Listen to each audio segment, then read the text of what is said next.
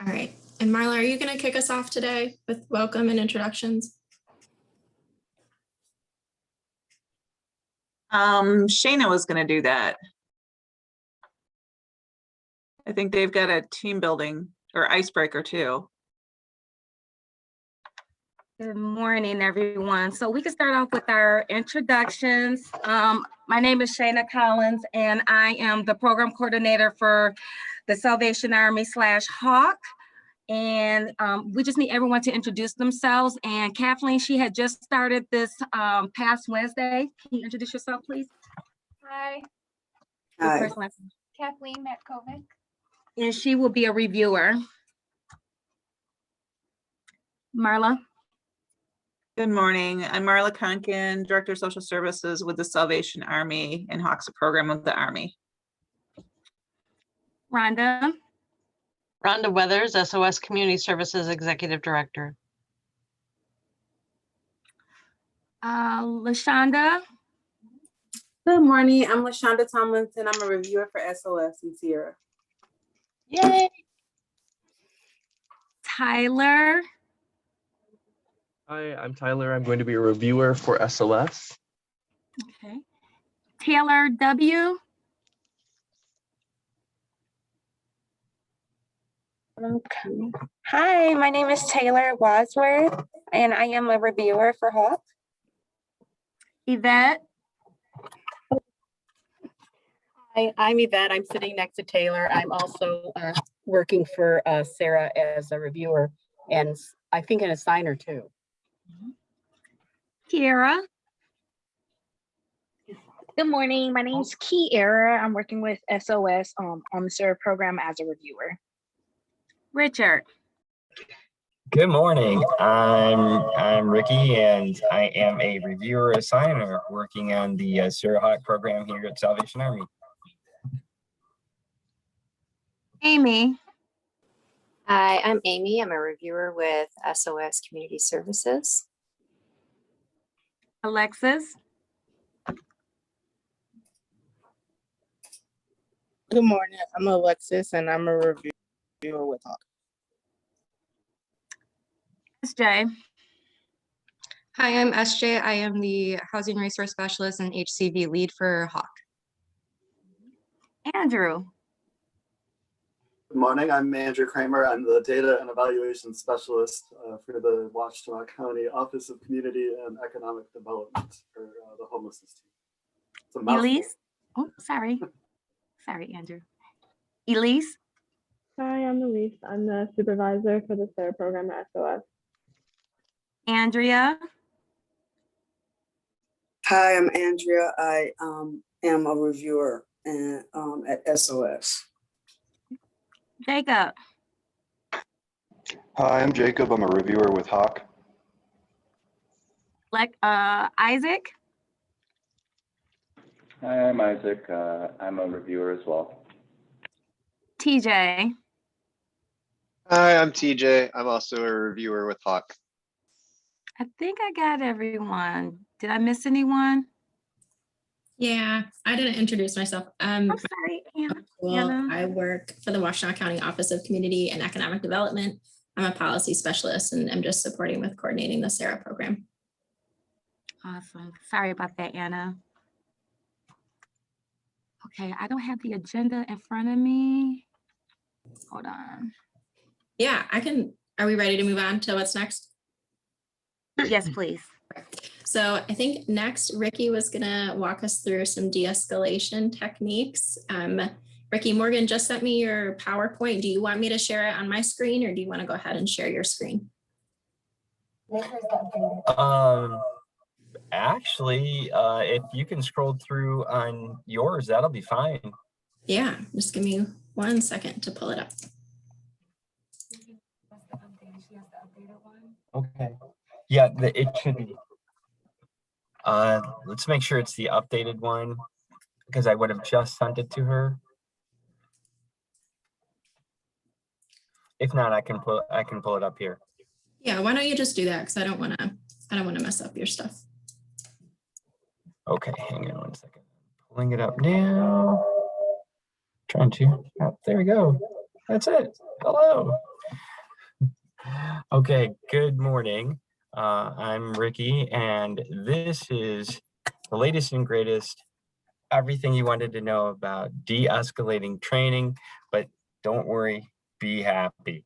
We're gonna try to make this as fun as possible, give you some great info on this to kind of help out. So that said, we're just gonna move right along. So you guys share your screen. Oh, is it Sorry to not sharing? interrupt, Ricky. I don't know. Are you Oh, thinking that we're you're not sharing getting your sharing here. screen? Okay, hang on a second. Oops, hang on. Okay, I apologize for that. It didn't want to. Okay. Yeah, it is not. Okay, hang on. Why isn't it canceling there? Okay, I've got share screen. Okay. To pick the one I guess you're sharing. This one right here. Okay. Click that one. Okay. And then okay, and I'm gonna let's see. Start this one. There we go. There we go. There we go. Alrighty, that's better. Operator error. Operator error. De-escalating training. So this can be used. I've used it a lot in the military. My background is I'm a 17-year military vet, operated with every branch I had helped and I served with. I started as a U.S. Navy hospital corpsman and combat medic. I finished my career here in Michigan with the Michigan Army Reserve National Guard as a combat medic, clinical administrator, and senior trainer. One thing that they do a great job is de-escalation, because you can use it literally in every situation in life. And that's a little of the role and the core values that I am using here to help us. Currently, they use it in the VA in Ann Arbor very successfully. They'll use it at every aspect of the hospital. And why do they do that? Well, they do that because in every life, just like the song, I love that Don't Worry, Be Happy song, Bobby McFerrin. You can't get away from trouble. And with today's pandemic, with tensions being high, stresses being high, you're gonna have stresses. But if you get anxious, you get worried, you make it double. Now, as a matter of fact, anxiety is today's common catchword. Okay, it's all over the place. You see it in marketing, you see it in countless videos, songs, training. But at the end of the day, a lot of people don't realize that anxiety that we give off, it could come out in body language, it could come out in our voice and vocal tone, and we don't even realize it. Some of it is subconscious, and it's coming out. The problem is that if you come across the wrong person, either on the phone or in person, and you're giving off this vibe, if you will, and they're giving up a vibe, and they're, clashing heads, then you start getting an escalation. And this training is to help you de-escalate on that. So stress is natural. It happens to everybody, every day, all over the world. And there isn't anybody of the 8 billion people on this planet that it doesn't happen to. But one thing is true about it. It's really kind of neutral. It could be positive, it could be negative. And at the end of the day, it will make you stronger. It depends on your mindset. And if you have a positive mindset to steer it head on and take a positive mindset, it can make you stronger. You can learn from it, and it can help you in other situations in life. Good old rule is when you don't know when to start, when you're dealing with stress or stressful situation, somebody who's challenging you, go back to the beginning. Remember the golden rule. How do you want to be treated? And then treat others the same way. I liken it to this. I call it my Taco Bell theory. When you go to Taco Bell, for those of you who go to Taco Bell, and they're waiting on you, and they give you good experience. Okay, you know, they're talking to you nice, and how may I help you? If you can even give anybody responding to you here that same modicum of respect, then you're more than halfway there. In fact, here's a little group participation. So I want everybody to close your eyes, take a nice deep breath. Close your eyes, take a nice deep breath, let it out and relax. You're going to be doing that a lot over the next year and 6 months. That will help you. Now, with your eyes closed, think about the best customer service experience you've ever had. Maybe it was in a restaurant, maybe it was at a store, maybe it was, you know, a doctor's office, or some professional office who treated you so well that it left that impression in your mind. Now open your eyes, and I want you to just put that in the back of your head, because you're going to carry that forward, and you're going to use that as your golden rule to pay it forward, to pass it on to others. One thing that we want to remember when we're looking at all of these interactions is this. In today's world, people are healthier. Even with the pandemic, they are healthier. We are living longer. And it's very possible now that when you're speaking with people on the phone, or you're meeting with them in this organization and what we're trying to do to help people, you are going to interact with people from different eras. You know, golden agers, baby boomers, Gen Xers, millennials. You're going to interact with people from different areas. People from the north and people in the south are not the same, and the people in California and in the west are different, from different cultures. So from different cultures around the globe, different ethnicities, different educational levels, different ages, different beliefs. And you could have one person that is all of these. And you want to keep that in mind, because every one of those things will affect how somebody operates in society. Best rule I say is like the old country song, always be humble, always be kind, always do the golden rule. You'll never go wrong with that at all, ever. Moving forward, let's talk more with the de-escalation. So de-escalation is actually a very specific behavioral technique, and its intent is to prevent the escalation of a conflict. Now, a lot of people think conflicts being physical, and they can be, but they don't always think of them being verbal. And many times they're verbal before they're physical. Verbal applies to us because we're talking to hundreds of people daily on the phone, and this is going to be your best friend, this tool. You're going to use it to confront behavior that's going to come off aggressive. It might even seem, violent in their tone, and we're going to get to tone in a moment. De-escalation itself basically means transferring or attempting to transfer your sense of calm and your genuine interest to the person initiating the aggressive behavior.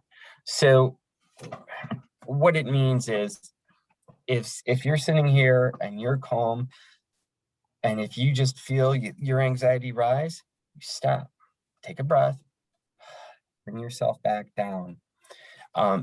Because when you're verbally clear, concise, when you come off confident, respectful, you limit the settings with the person you're talking to. And what I mean by that is, this is your house, this is your office space, this is your work. They're coming to us for help. So be mindful of that. They're coming to you to help, but they're still coming in your house. You want to make sure that you are helping them, that you are dictating that conversation, that you're basically running the show. If they're running the show, yeah, it's over. They've won, and now you're going to get anxious. If somebody on the phone is coming off on you in an aggressive verbal way, and you don't feel that you can control it or bring it down to a safe level, then you stop and you say, this is out of my level of expertise. Let me get somebody. Let me get anybody, and call your partner next to you or something, and bring them in and let them talk, because that'll interrupt that behavior right there. Now, if you're on remote and you're at home, what you need to do is you need to say, those are very great points. Let me look that up for a second. And if you could put them on mute, or if you can hold them for a moment, take a step back, push your chair back if you need to, take a breath, bring yourself back, to baseline, and then come back at it again. Okay, in thinking about this, here's what I'm hearing you say, and we'll get to repeating what they say and parroting it back to them later. Remember the old adage, the best way not to get burned by steam is to turn off the steam pot. If you turn the steam pot off, if you remove, those bullets out of the old 6-shooter, you're not going to get burned by steam. The gun's not going to shoot you. So general good rule of thumb there. Always remember, again, be patient. That's key. Be kind, hopeful. Do not make any promises to the people that we talk to on the phone. Why are you here? We're here to help. So you want to be steadfast and focused in that and in your goal. The people are calling in for help. You're sitting in this chair because you want to help them. They don't really care about what issues you have. They don't care, what's going on with your family, what's going on with you. You may have bills. You're there to help them. And we're going to talk about a tool that's going to help you with this even better in a moment, called compartmentalization. And we do that in military medical all the time. You have to. So right now, if you have a pencil and you have a paper, I'd like you to pull it out, and we're going to answer this. I've got a question for you. So what is your goal? Question 1 and 2, why are you here? So for the CERA Hawk program, the SOS program, the Michigan program here, helping here, do you have a goal for here? Why are you here? Because you want to write it down, because goals not written down are just dreams, and they will come and go. Just like Doritos chips, Cool Ranch Doritos chips come and go. Dreams come and go. But if you write it down, it's going to stick. It's going to be a goal. So what is your goal? Why are you here? We'll come back to that in a moment. We'll let you think about that. So communication being key. We communicate every day. We communicate with our body language. The way we talk, attitude comes through, trust me. Most communication successes are determined by your delivery style. What is that? If you've listened to the radio, if you've listened to podcasts, it's how you talk, how you pass the message that you want to relate. Like if Anna and I were talking and we're having a conversation here about, the Red Wings and their woes. Maybe she's a Red Wings fan, okay? And I'm all fired up about it because, they lost their last game, this, that, and the other thing. But she has an easy tone, and she's like, well, here's the thing. I hear you saying that, but they're a young team. This year is over. We can't do anything about that. But here comes next year, and they've got good draft picks on their way. See, she completely diffused me, completely took that out of the game. People many times when we're communicating will also interpret what we say as wrong. So a good thing with that is if you think you heard something different from the way it sounded, always repeat it back to somebody, always parrot it back to them to make sure what you heard was true. So it's like, and I heard you say that you like, peanut butter and mayonnaise sandwich. Is that correct? Did I hear that correctly? And she's gonna be like, no, are you insane? No. So you want to do something like that. People, most of us usually prefer to speak more than being heard. When you notice if you'll talk to somebody, they're already thinking of how they want to respond to you, their next question. And it's like right there before even listening to hear, what you've got to say. So good communication is slowing down. The people we talk to on the phone are going to be escalated. De-escalation is going to be, we want to get them to slow down. We want to get them to breathe. And we'll look at a couple of things in a moment that are going to help with that. Let's get into tone. Tone is how you say and what you say. Everybody's heard Elvis, right? When Elvis was around before he passed away, all the ladies loved Elvis. They loved him because he had great tone. He's like, oh, thank you very much. He had that certain tone. There are some country singers, female country singers, some blues singers, ladies who have this very, sultry, smoky voice, Ella Fitzgerald and some others. And, the guys would be like, they would just be Jello pudding right there because that tone soothes them, and tones will do that.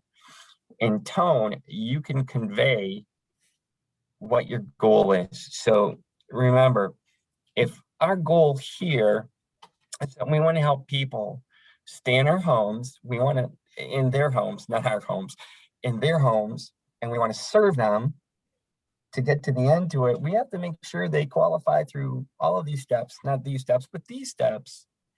And we can get the check out to them. That'll help them there. And then their next step, their next level after that will be, however this program goes after that. Okay. But for right now, while we're sitting here, we're taking their information, we're doing this. The problem is, we're hurried. We're looking like, oh, I got like 50 million cases. Okay. Maybe I've got 3 cases, but it feels like 50 million. And I've got, the email going off, and I've got the Teams going off, and I've got this going off. Do you know what I do? In my head, I'm either riding horses in the Bahamas or, doing something fun with my loved ones. Why? Because that's bringing me down. It's making me think, or for me, there might be a book, there might be inspiring supportive passages. Maybe it's something on Sunday you heard somebody teach about, or preach about, and that inspires you. Whatever is your thing, you can hold it back here, think about it, it's going to bring you right down. And then your tone is going to be, hi, how are you doing? Shanna, how can I help you today?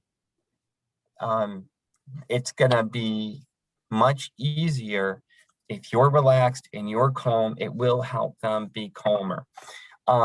Intonation is basically the person's voice, how it rises and it falls. I've got a little experience like that. I did a little work on radio at one time, and used to make some commercials, and how you would deliver would be really great.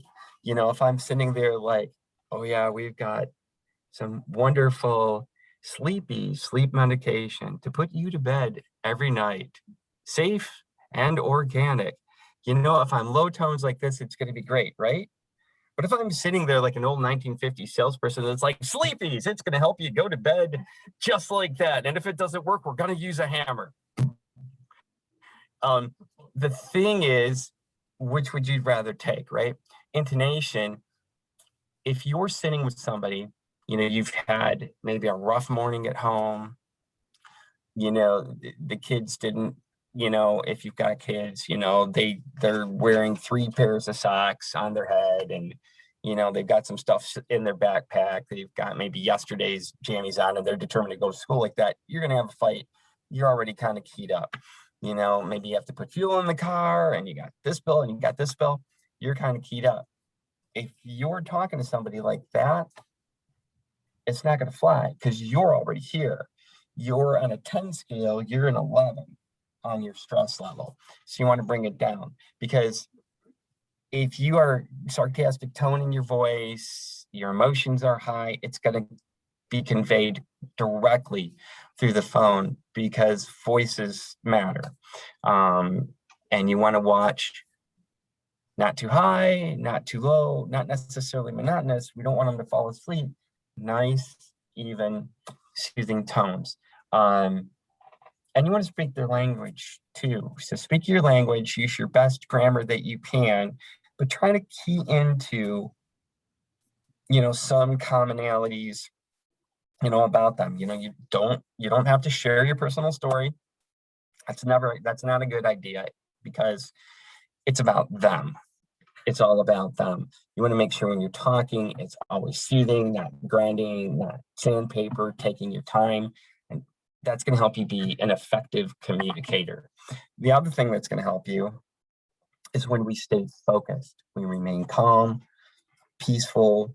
For those of you who saw it was not the Men in Black movie, Bad Boys. I used to love that. They're in there, they'd always rub their ears and they'd be like, ooh, woosah, because that's how they brought themselves down.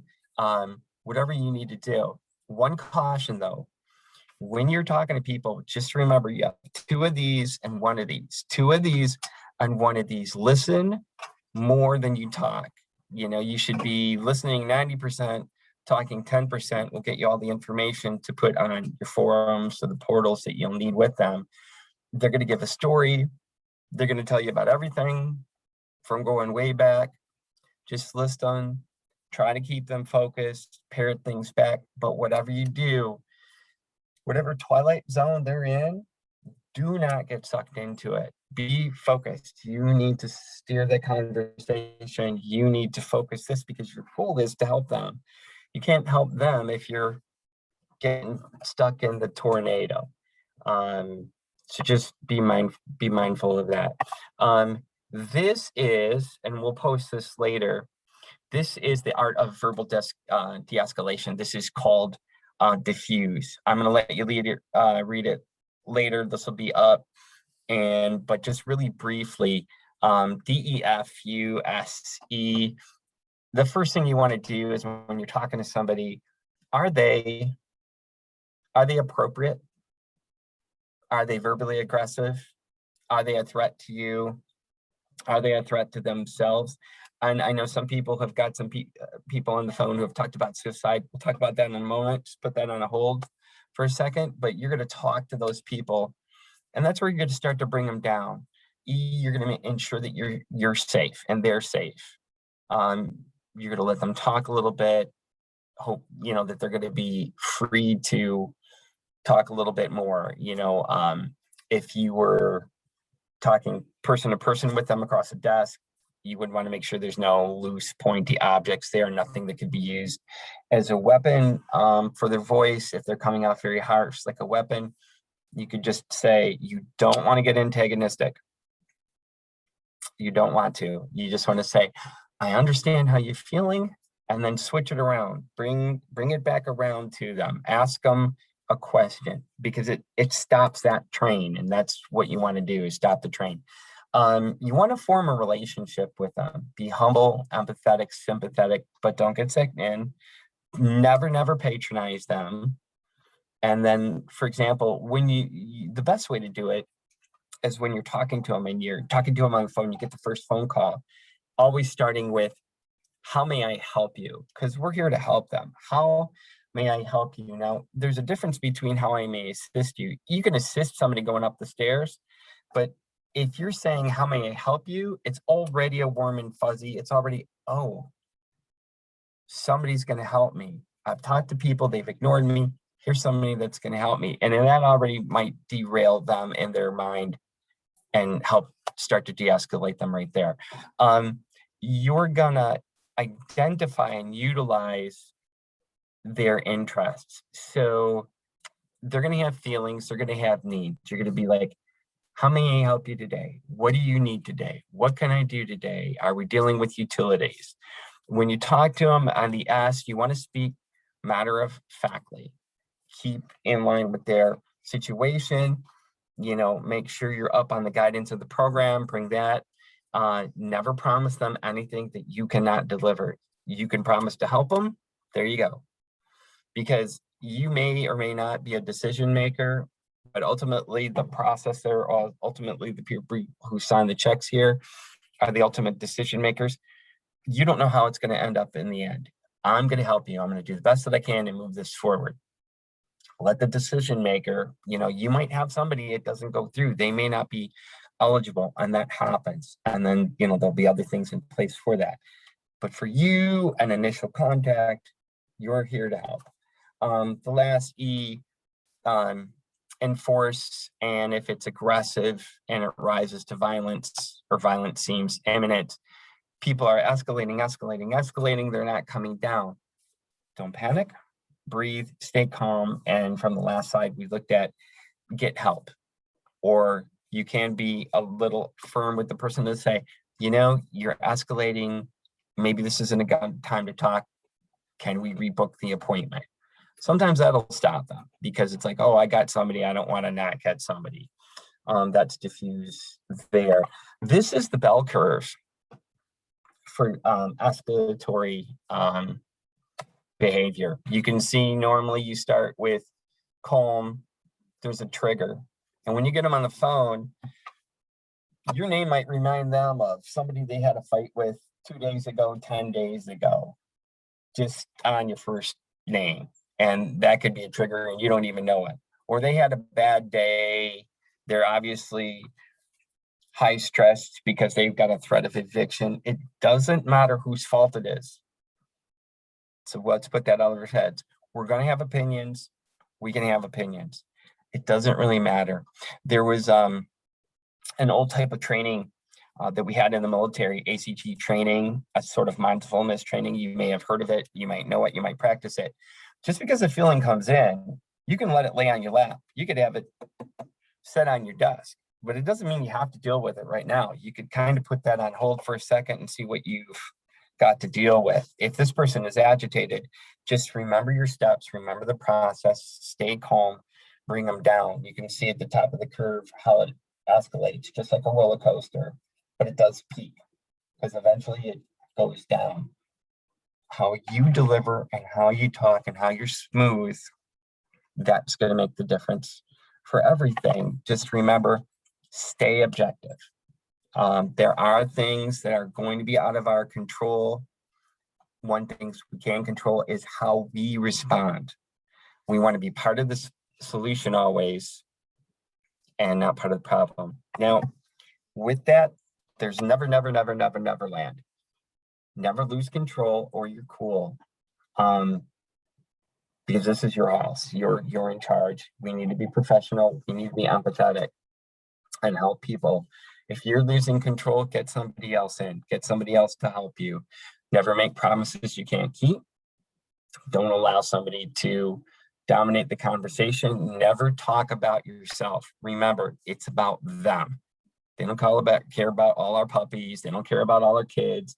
They don't care about how our circumstances were before. They don't care.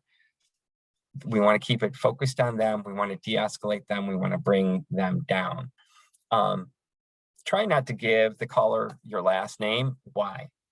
Because unfortunately, there are some crazy people out there. There are some creepers out there. And it's too easy to locate somebody on social media right now. So it just keeps you safe. And but on the adverse, if they're not creepers, you might just have a new best friend that you're never going to get rid of because they're going to find you on social media because you helped them. And there you go, which I mean, accolades to you for helping them and that they like you. However, it just not great practice. It keeps you safe. Never use demeaning, condescending, or belittling tones. Again, watch your tone. Try not to be sarcastic. Being nice and being funny, sure, but just try to watch those things. Never threaten anybody. Even if they threaten you, don't threaten them, because their behavior is not logical, and it's first grade elementary school. So don't parrot their behavior. We talked about earlier compartmentalization. So in the military, you stumble across some scenes that most people don't want to see or ever see, or you hope they don't. The way that you deal with those, either physically or mentally, is you compartmentalize. So in your mind, you're making a little place. It could be a shelf, it could be a craftsman toolbox, it could be a cabinet. It's your mind. Do what's best for you. And when you get that moment, when you get something that's harsh, you just take it and say, I'm going to put it right here in my craftsman box, and I'm going to deal with it soon. And then you may find you go through the rest of your day and that thing doesn't need to be dealt with, and you throw it away. Or if it does need to be dealt with it, you can deal with it then and on your time, and it doesn't escalate you. And it helps out greatly. And that's compartmentalization. The other part with it, it is a very common tool that's used for military, EMS, police. It works. It helps you separate and prioritize all your personal reactions and motions. So please understand, I'm not telling you not to have them. You're going to have them. We're humans, we're people. This is, good Lord gave us these abilities, but sometimes you can't have every feeling every single time at every moment, because there's a greater priority. In this case, it's them and not you. If you feel like you're on a runaway train for some reaction or emotion that may have happened in the situation where you're talking to somebody, you stop, you breathe, you get help, and let somebody else take over. And then you go to your manager or whatever, and you say, hey, I had this reaction with this, I had this things, and then we help you. And then we all help ourselves. Something you need to know, anatomy of a verbal assault. It could be all of these. If somebody is like flaunting authority over you, using profanity, threats, or they might threaten your family, staff. They may, sexual harassment, we've all had that training. It's a verbal assault. They could threaten you that way. Education, these are all types of verbal assaults. And people, when they're under stress and they're on the phone, they'll use them. Setting limits. In de-escalation, you want to set limits. Be clear, simple, reasonable, concise, enforceable. Avoid being threatened. You're not there to judge them. You're there to help them. When de-escalation is on the downward trend, it's coming down, they're more relaxed, reestablish the relationship. And this really can occur at any point while you're talking to them. If you're listening, you'll pick it up and you'll see, reestablished it, bring them back around. You'll hear them being calm. They might even say, hey, man, I apologize for that. And then you can say, I understand that. Things are really tough. I talked to a lot of people like that. I've been there before. That's okay. You can say that. You can say, I feel for you. And then you've got a shared commonality there. But let them know, and this is key, that you did not take what they said personally, and don't take it personally. Now, wrapping things up a little bit here. Going back to that goal sheet. What was your goals? Do you have the goals for the day, for the month, for the week? Do you have goals for here? Keep those in mind, put them up. You need to take care of yourself, because you're the only you've got there. When you're living in this kind of world and this kind of job, and you have the stresses and you got people, with their problems on the home, what are you doing to help your stress? And the great thing is, we're in an awesome area. Go walk, go talk, go outside, get an ice cream cone if that helps. Go buy good humor if that helps. If you want to walk in nature, breathe, go walk barefoot on the grass, whatever you have to do, put in your favorite song. You want to do that. And that's just here. And then when you go home, there are other different things you can do to take care of that. themselves. Fishing, playing music, guitar, bicycling, swimming, running, workout bag, MMA. There's a million things you can do. And if you're short on ideas, please team me. And I've got a ton of them that I have used over the years for my troops that I can help you with. So if you're stuck with anything or you have any more questions with any of this stuff, please don't be afraid to email me on this at all. Your stress may sometimes feel like a circus monkey, the crazy tricks rabbit, a rodeo clown, or that wacky wave guy. Here's an easy thing. Pull back, breathe, close your eyes, and imagine they're all inflatables and pull the plug. What happens? They're going to go down. If you do it a million times a day, pull the plug, pull the plug, pull the plug, pull the plug, and just say, I don't have time for you today. I'm too busy. Go talk to the squirrel down the street. I've used it myself in the military. I've been through some different things. I've experienced some PTSD. I've come out. For me, the VA hospital, my faith, the grace of God has helped me and got me through it.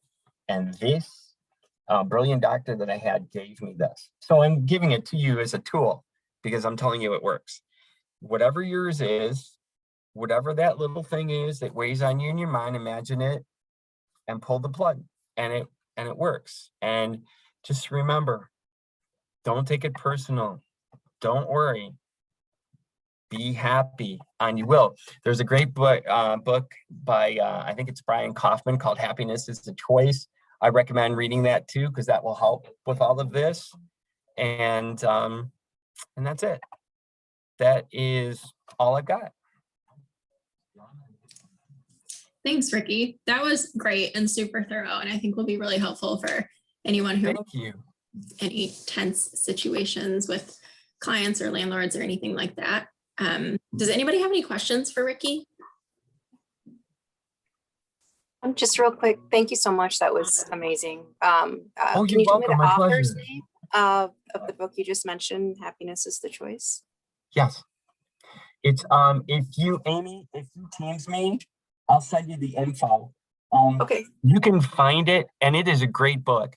You'll read it more than one time. I've read it 20 times, and the man who wrote it and his wife, they used to have, it was either in New England or upstate New York. It was a getaway where people could get away to learn this stuff and kind of like a retreat. I don't know if he still has it, but it was amazing.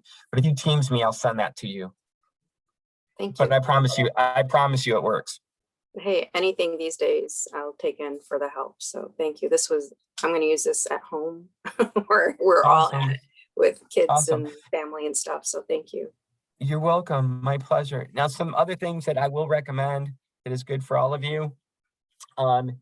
Massage therapy. I'm actually a licensed massage therapist. And I mean, I can't really help you guys with that. That'd be a conflict of interest, but I can recommend some very good people in the area. Massage therapy with stress is amazing because it gets the blood going. It reduces your stress.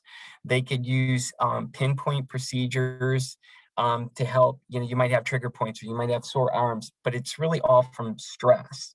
And I've got some people that I could send out that I've known for years. I've been doing it for 29 years now.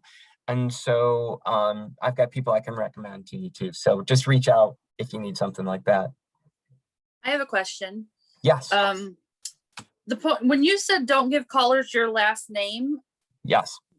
Our last name is going to be included in our emails and contact that way. So where's the line on that?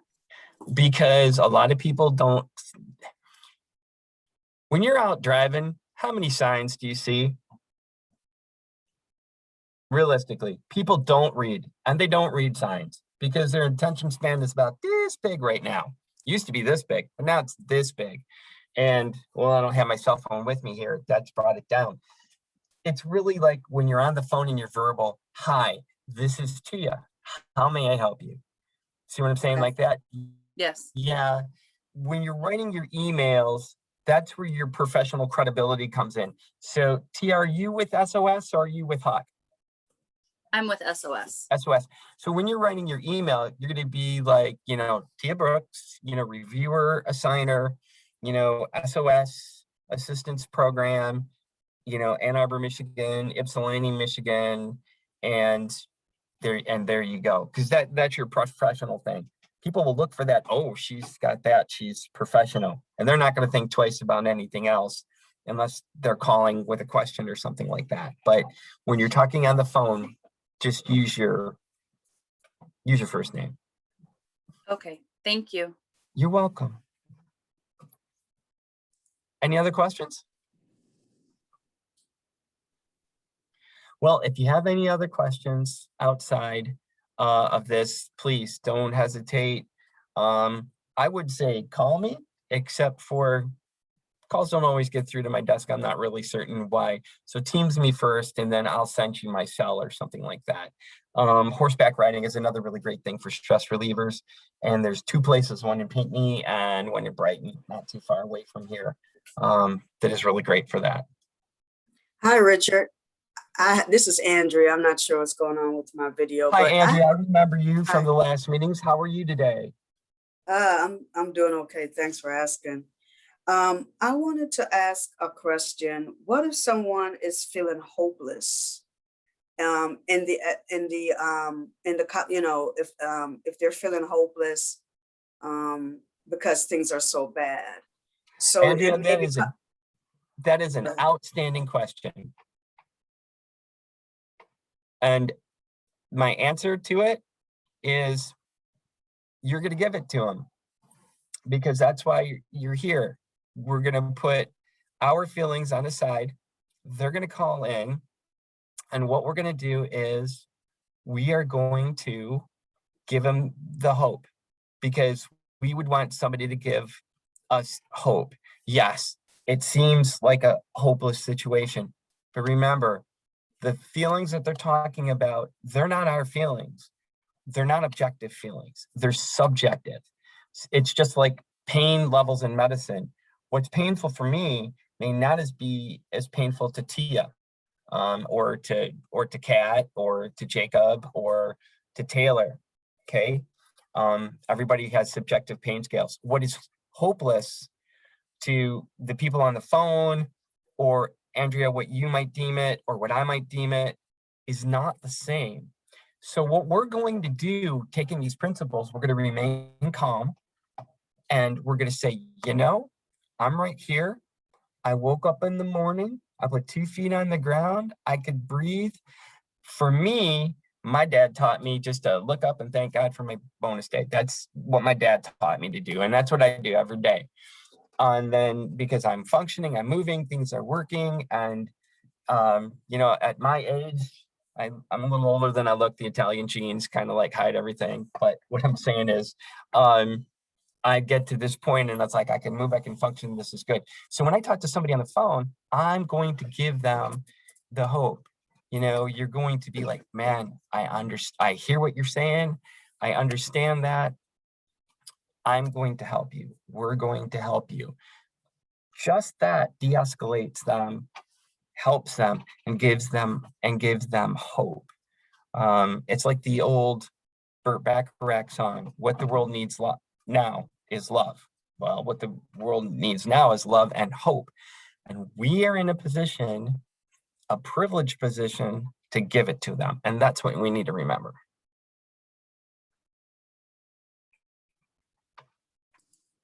Thank you. You're welcome. All right. Any other questions for Ricky? No. Okay, Ricky, can I just ask that you drop your email in the chat for anybody at SOS who might not be able to Teams you? I don't know if it works across organizations. And then do you mind? I will. Okay. Do you mind if we I don't mind at all. Do that right now. Okay. And can we share these PowerPoint slides after the training? Please. Okay. 100%. Absolutely. All right. Okay. Thanks again, Ricky, for all of that information. You're very welcome. It was my pleasure. Thank you for letting me help you guys. Absolutely. Okay. And then Andrew, I know that there were some changes to the workflow. Would you mind running through those? Sure thing. Richard, do you mind? Oh, there we go. Oh, I don't have the ability to share my screen, it looks like. I just gave it to you. You should be good to go now. Must have clicked too soon. All right, well, good morning, everybody. Hopefully you are now seeing my screen with the updated workflow. Oh man, let's just fix that right there. I'm gonna just review the Hawk side of this because from what I can see, the SOS side is basically the exact same except for this little bit where some cases from Hawk go to SOS. And hopefully this workflow document is helpful for everybody. It's supposed to help outline the steps and kind of the order they go in. We're kind of working on a newer version because we feel like it's getting a little complicated. So if you have any feedback, please feel free to let us know. The basic idea at the start is people, of course, they start by applying either in paper or in the portal, and that goes to Hawk, and then some of the cases go to SOS. But in either case, you've got the assigner reviewer as the first step, and they're the blue section on the workflow is intended to be the reviewer. And so their first step is going to be to send that email to the applicant, and then this is one of the new steps, checking the SharePoint site to confirm that there's an attorney with legal services. Hopefully that's something that makes sense to you guys. I just put it in the spreadsheet. I don't have any other information beyond what that involves. So does that need more explanation? I can talk about it a little bit. And Shayna and Marla, maybe you guys can fill in the gaps too, but back when we had the previous version of the CERA program, we were working primarily with people who were in eviction proceedings, and so created a SharePoint spreadsheet where Legal Services of South Central Michigan, which is our legal aid provider, could input some information and share that with Hawk so that we know which clients are working with which attorney. And so that's what this is referring to. Of course, it's only going to be clients that are in somewhere in the court process that would be assigned to an attorney. So it might not be the case for every client that you have, a legal services attorney assigned, but to just make sure that we're sharing that information with them and connecting with the legal services attorney, that's been added to the workflow. I don't know, Marla, Shayna, if you have more information to add to that. No, you said everything, Anna. All right, thanks for explaining that. And so it sounds like everybody will be getting access to that through your agency. And then it continues on as it did before. The reviewers are going to obviously review that application thoroughly, check all the documents.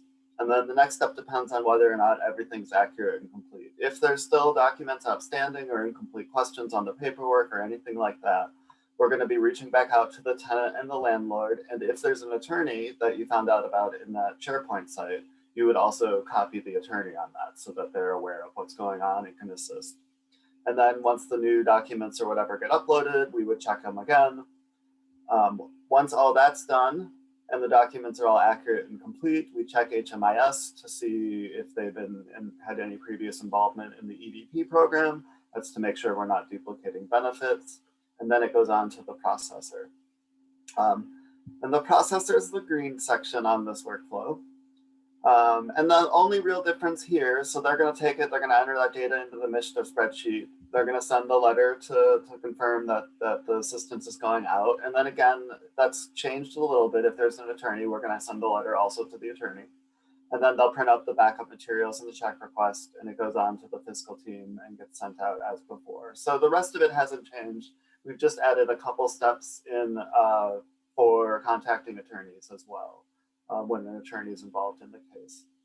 Hopefully that makes sense. And the workflow is a helpful tool.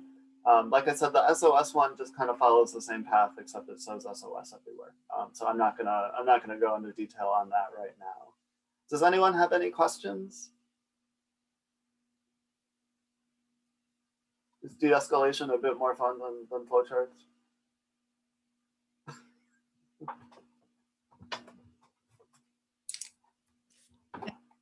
Thanks, Andrew. It sounds like there are no questions, but if you ever do have a question, please feel free to reach out either to your supervisor or even to the OCED team. If it's a workflow question about the diagram, we can help with that.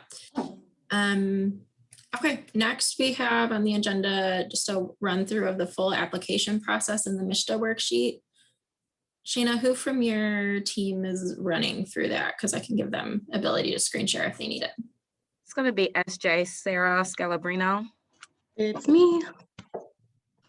And Sarah, do you want to share your screen, I assume? Oh yeah, 1 second. All right, you should be able to now, whenever you're ready.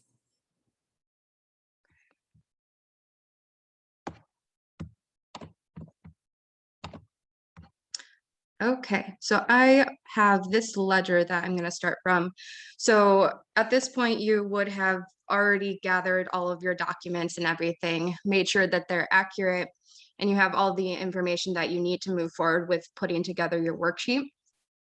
So this ledger, if you look on here, you can see that the client did receive an EDP payment from the last program back in October. And so I went through and made sure that everything from that program was forgiven. I know SOS staff won't really have to deal with this, but for Hawk staff, this is a good example. So she received $4,700. And so what that was comprised of was $3,500 for back rent and then $1,200 for future rent. And so then they also forgave all of the late fees per the program. They forgave court costs and they forgave the landlord forgiveness portion of $389 here. And so after this assistance was provided, she had a credit of $250 to go towards this other month of rent that she just paid the remainder on to get her down to zero. So her EDP, yes. Sorry, can I interrupt? Can you zoom in just a little bit? Oh yeah. Thank you. Potentially.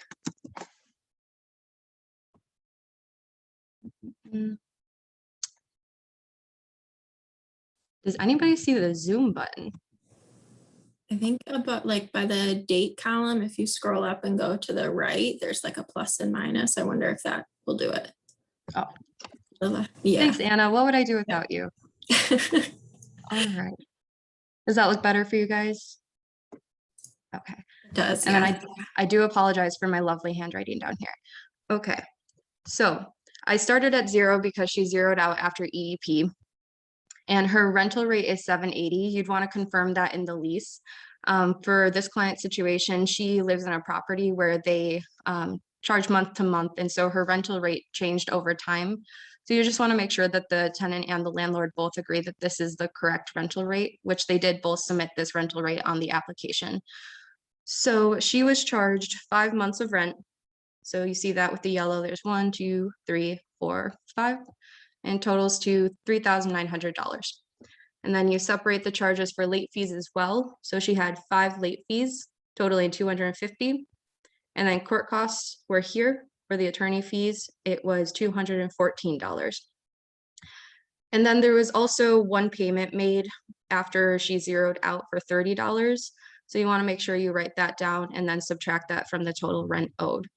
So right now she owes $3,870 in just rent, $250 in late fees, and $214 in court costs. So now that you have it all broken down, you can take this and begin your worksheet. And let me know if I switch, if it actually shows you what I'm looking at. You see that? No, cool. Okay. Let's see. How about now? Cool. Okay. So I already put the client's information in. We're calling her Jane Doe. She lives at 12345 Tennant Street in Ypsilanti, Michigan. And so you're just going to follow through here and click on the drop downs. So county is always going to be Washtenaw for us. The client is not in Washtenaw County. She is not eligible. And then the unit bedroom size, the client is in a 1-bedroom unit. And I'm going to put her family size as 2. It's her and her young daughter. So now you come to the point where you need to use your income worksheet or not use your income worksheet. For this, I'm going to because the client does have income. And now I'm going to share, hopefully, her income. I'm going to be a Zoom master after this. Okay.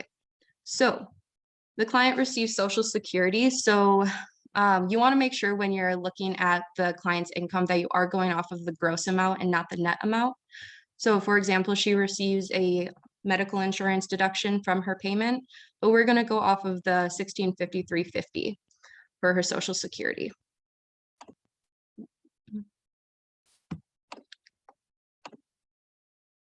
And then we'll go over to the worksheet for income, and you see that her name and her address were auto-populated into the income worksheet from the prior page. So you want to type in, yes, sorry, we're come not on. seeing the spreadsheet.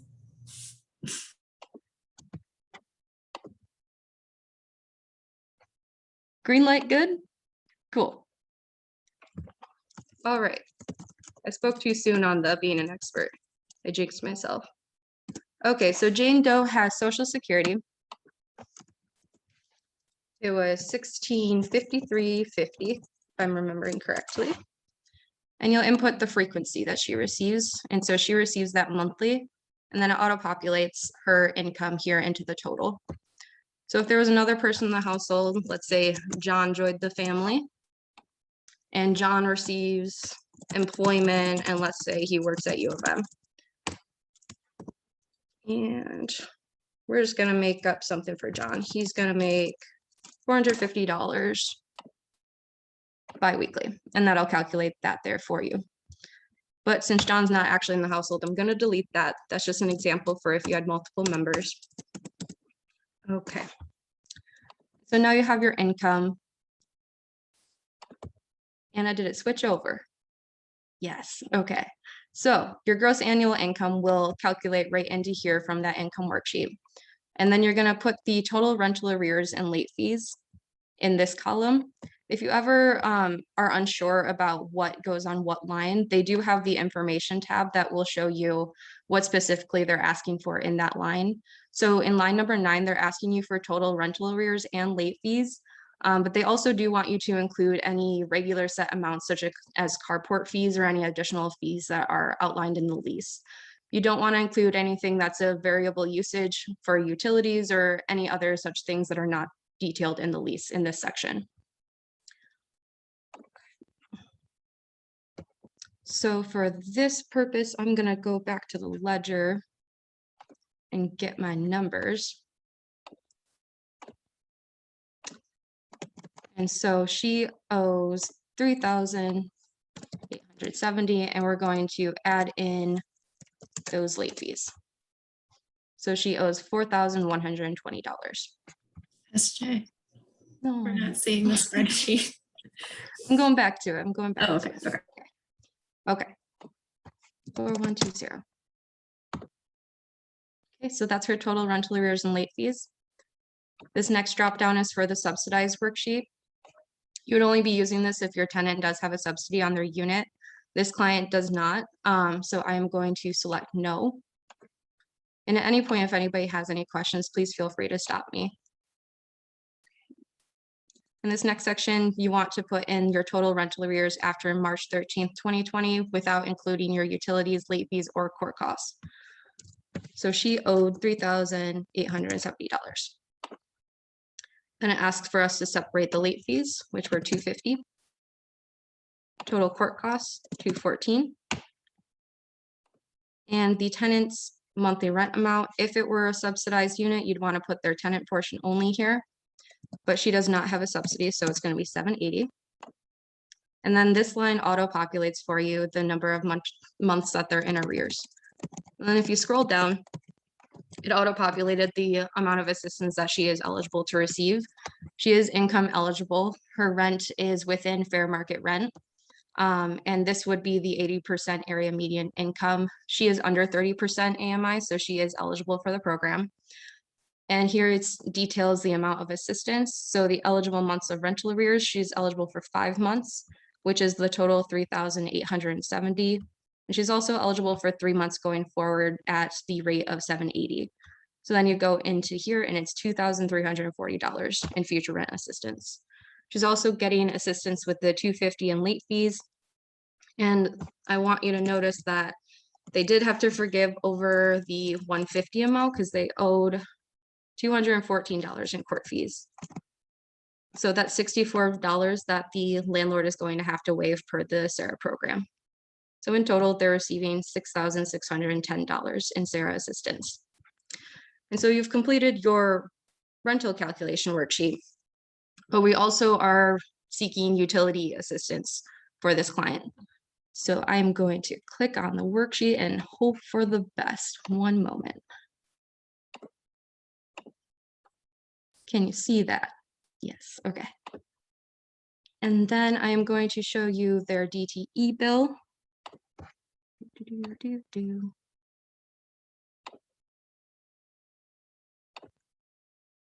Okay, and this is their DTE bill. They owe $779.41 to DTE. On here, their name would be shown, but it's blocked out for confidentiality, and their account number will also be listed. Over at Hawk, we're able to look up their most current bill, and we would just need their account number and their client's name, address, and yeah, that's it. So we would get the current bill, figure out how much they owe if this one isn't current. This is their current amount though. So they owe $779.41. Okay, and then we're gonna go back to the worksheet. And we're gonna put it into electricity because it's DTE.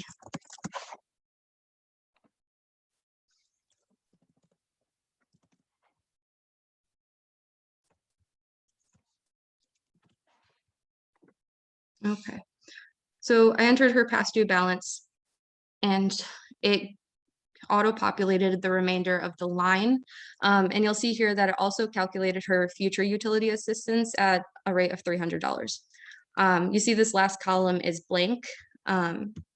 This column is going to be what utility assistance we're actually paying, because if you wanted to and they had different utilities, say they paid water to Water Anonymous Incorporated every month, and it's like $350 past due. And you wanted to apply 150 here and 150 here for future assistance. So I'm going to do some math because I'm not a mathematician. I decided to be a social worker. So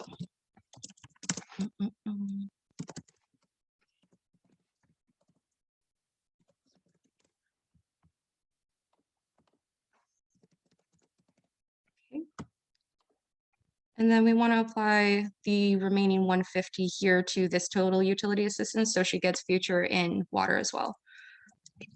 That's gonna be, if I do any incorrect math, I do expect somebody to tell me, but they should match at the bottom here, so you can always check and reference if you are doing it correctly. Another important fact about the utility worksheet, and something that really confused me the first time I did it, and I do also want to point out that it does say it right here. You have to go through and make sure that you put a 0 in each of these columns. Otherwise, these columns will not auto-populate. I sat there for way too long, I will tell you, trying to figure out why this thing wasn't working. So make sure that you are entering zeros down the column.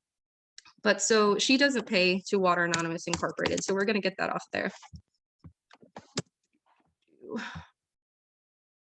And see, like here, I didn't have anything put in water, so none of this is filled in. So we'll put 0 here, and it does it. Woo!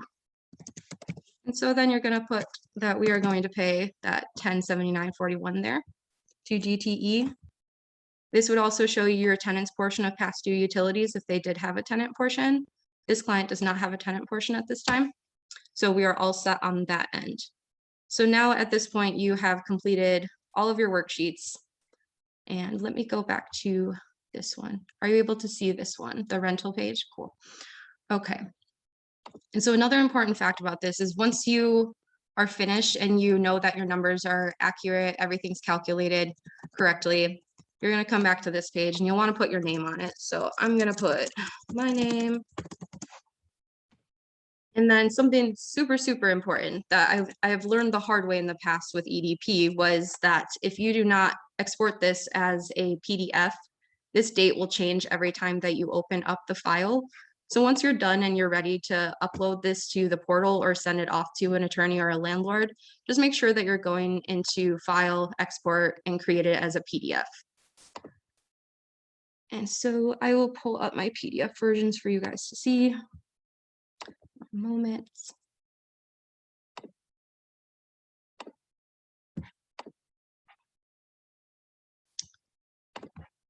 Okay. Are you seeing the PDF version? Cool. Okay. So this is my PDF version. It's all complete, and this would be what I am uploading to the portal. And then also another reminder, please make sure that you are utilizing the most up-to-date worksheet. This is the most up-to-date one as of current, the 5.1 version. If you utilize any of the previous versions, the income guidelines are different as of 5.1. So we want to make sure that we're using the most up-to-date information. And so I would be uploading this to the portal. And I would want to make sure that the landlord and the tenant both agree to the numbers that I've inputted in here. And then once we've figured that out, everybody's okay with it, we can move on and do a settlement agreement. If it's not in court, if it's a court case, you would be completing a conditional dismissal. So I will show you the draft of the settlement that I created. So this is the settlement agreement for my tenant. So you're just going to put the date that you're preparing it, the landlord's information. I put the landlord's name and their address, and same goes for the tenant. You'll input the date that the lease started and where the property is located. And then you'll put when they first received a demand for possession, if applicable, or any notice of a past due rent notice. So I put January 1st. I really just put a random date, but you'll have a more accurate guess as to when that occurred for them when you're working with them. And so for the terms of the agreement, you're going to put in the total amount owed to the landlord. And this is the total balance that was on the ledger. And then you're going to put the total amount that we're able to assist with, which is from the CERA worksheet. So we were able to pay this amount. And then you'll detail the charges down in this section. So here it's showing that we're going to pay $4,270. So that's including the late fees and the court costs that we're going to be paying as well.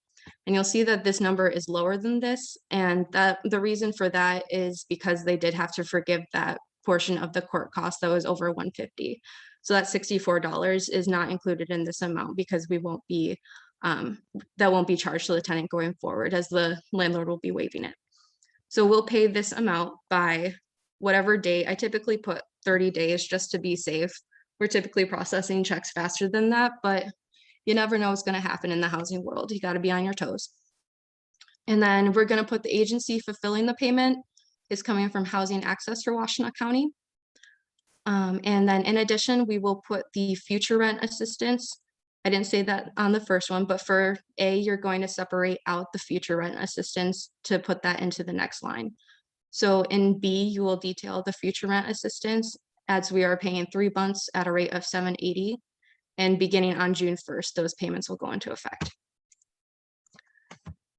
And then in C, it's saying that the tenant still has to pay regular rent going forward per the agreement of the lease. Then if your tenant did have a tenant portion, you would be entering that here. This tenant didn't have a tenant portion, so I just put NA, or you could just delete this little blurb here if you wanted to. But if you were to have a tenant portion, you would enter that here, and you could also detail the payment arrangement that you came up with the landlord and the tenant. And so then that's it, and you will make sure that everybody agrees, send it over to the tenant and landlord, upload it to the portal. And if you were to do a conditional dismissal, you would take your worksheets, send that over to the landlord's attorney or your tenant's attorney, or both, and ask them to complete a COD detailing the amounts detailed in the worksheets. And you can be very specific about it in an email to them. I typically write it all out like, hey, you guys have to waive $64 from the court costs. This is what we're able to assist with, and just kind of go through that in more detail for them so they know what to put in that conditional dismissal. And so once you receive the COD back or you complete your settlement, you'll upload those into the portal. And then I'm gonna go to this page, one moment.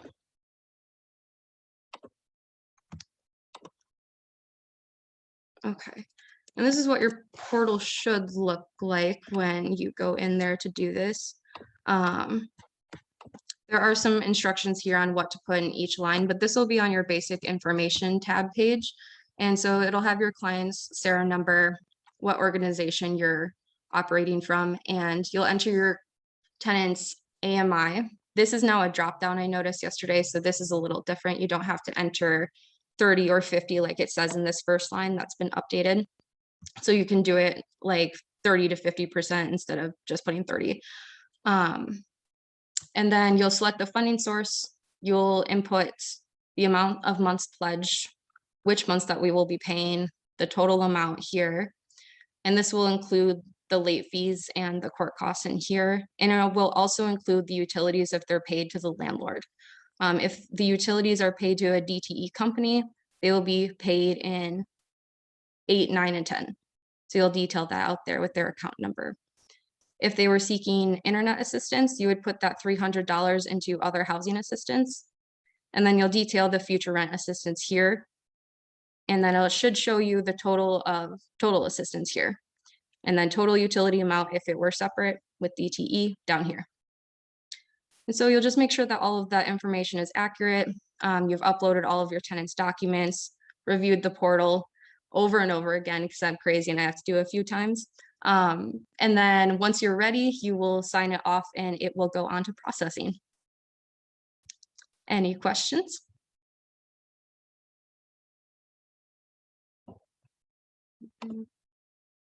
Cool, okay.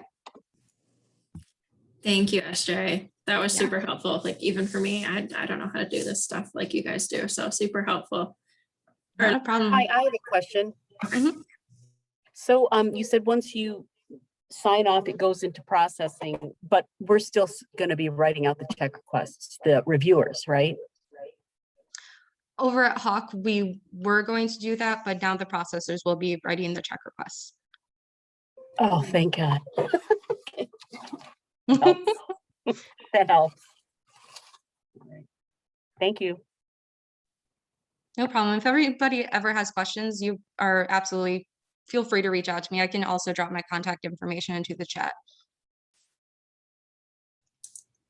I just want to say thank you, SJ. That was very helpful, I know, for me, and I'm so happy that this is being recorded so we can go back and watch it again.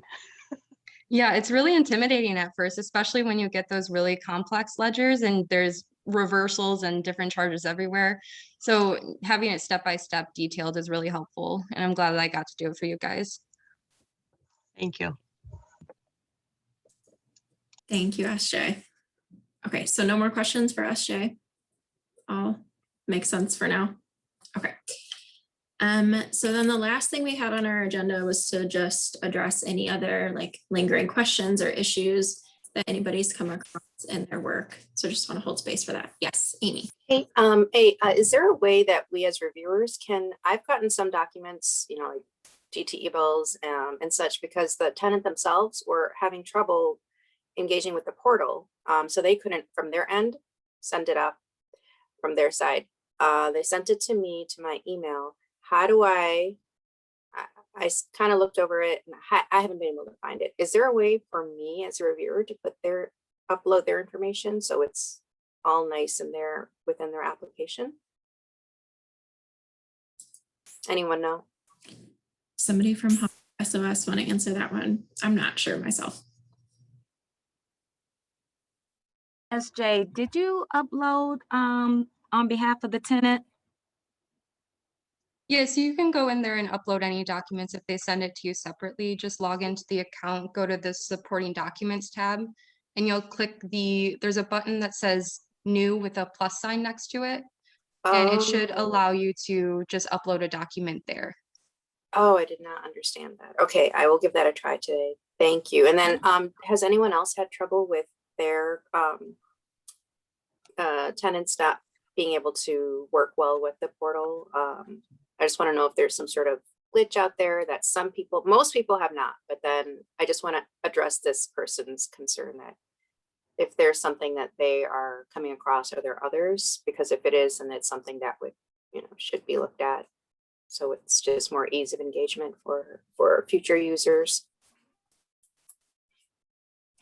I had a tenant yesterday that, not tenant, but I had a case yesterday, and she called me and said she wasn't able to get back into the system. She said it kept giving her an error message. So that's about it. Hi, this is John over at Hawk. Yeah, I deal with a lot of the clients troubleshooting, and sometimes it's just a matter they didn't look at the screen close enough. It's so easy to create a blank entry and they don't realize it, or they don't fill out the fields correctly or the error messages aren't real clear. So I try not to, I don't have the time to stay on the phone and do the whole application with them, but it's like, sometimes it's just getting them over certain hurdles and then it kind of clicks, but it's just still not user friendly. And we still have like the applications just disappear.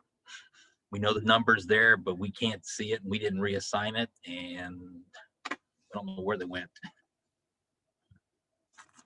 I don't know if I'm very helpful with that, but it's just, I think probably half to 3/4 of my day is just answering questions about the CERA portal.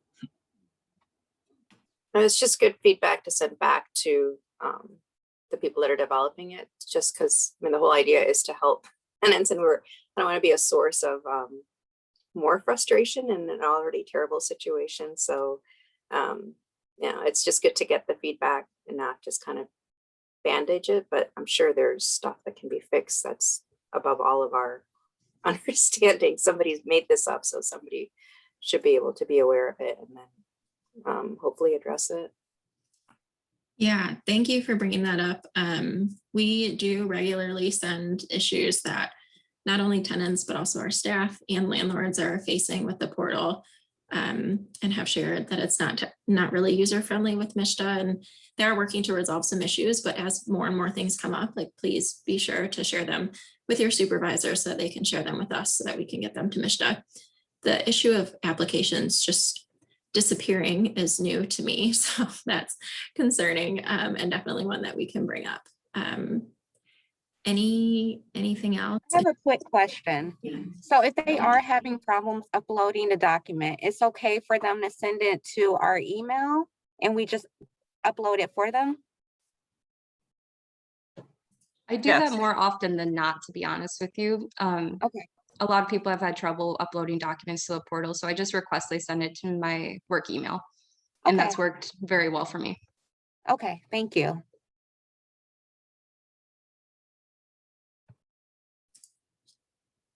Anything else?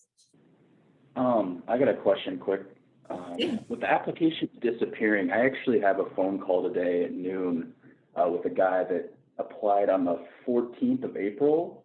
And his application, he said, disappeared. And so I'm trying to figure out what to talk to him about, because we do want to push the portal as much as possible. I know we do that, paper applications, but I guess I just want to know what to tell him today. So I don't know. Isaac, you might need to also make sure that his application didn't get sent over to SOS, because again, on the Hawk side, we're unable to see what was assigned to them. So once I assign it, it's gone. It's off of our end. I know I sent an email to IT, I think was it yesterday, because again, it was mentioned that Sarah Lee, who's our court liaison, is unable to see certain things.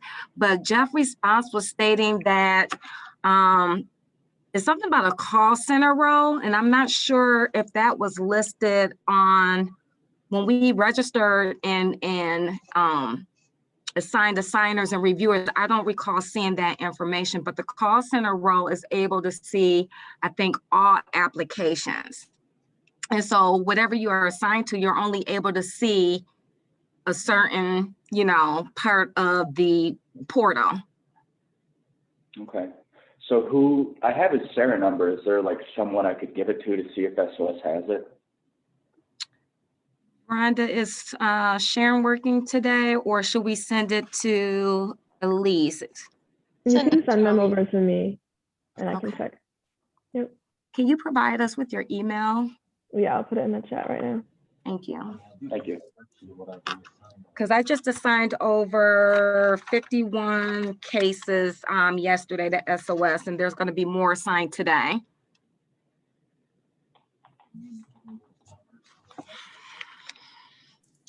Elise, once you figure out if that case is with SOS or if it did actually disappear, can you let me know? Because then we can follow up with Mishta about it. Yep, I can do that. Thank you. Yeah. Anna, and yesterday too, I believe SJ, and this is when I noticed it yesterday, that I think she was assigned about 15 cases, and I think she had unassigned them because we were going to reassign them to someone else. And again, I'm unable to locate those applications. Okay. So once you unassign an application, you can't find it. Can't find it. Okay. I also had a quick question about the duplicates. So I know recently there was one that had gotten assigned to SOS and there was a duplicate at Hawk and they were already pretty much done processing it over there. So we still have the duplicate. What do we do with that then? Would we send that to you then to get it deleted? Because we don't need it in our, I don't want to reassign it to someone else on accident and have them go through it again because they're already pretty much done.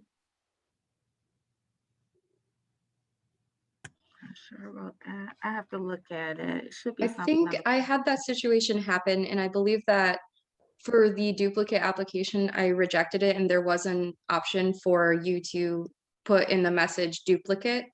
And then I just wrote a short email to them in that message saying, your application was a duplicate. We are still processing the other application. If you have any questions or concerns, please reach out. Okay, sounds good. Thank you.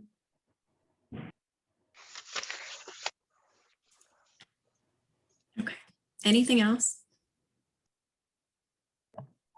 Hi, I have a quick question. Yeah. I was working on a paper application that I uploaded into the portal, and it's supposed to go to me.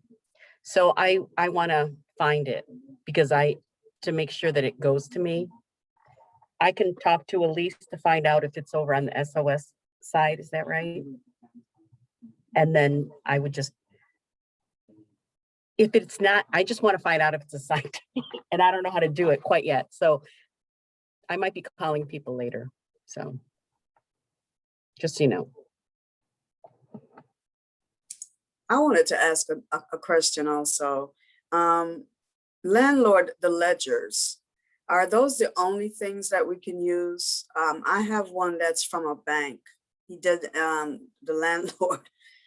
landlord submitted a bank statement, I guess, showing payments that came in.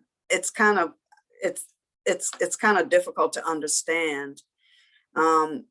I was under the impression that I wouldn't be able to go any further. I have reached out to him. He has called me and he said that's all he has. So I'm not sure what to do. So something that you can do is if you take the owner landlord application, the paper one, you can send them the page where it asks them to detail the rental history and the payments and have them handwrite that out. And so it'll show like December 2020, client was charged this, client paid this, and you can use that as a ledger and they'll sign off on the bottom of it. And you'll just upload that to the portal as their missed payment documentation. Okay, thank you.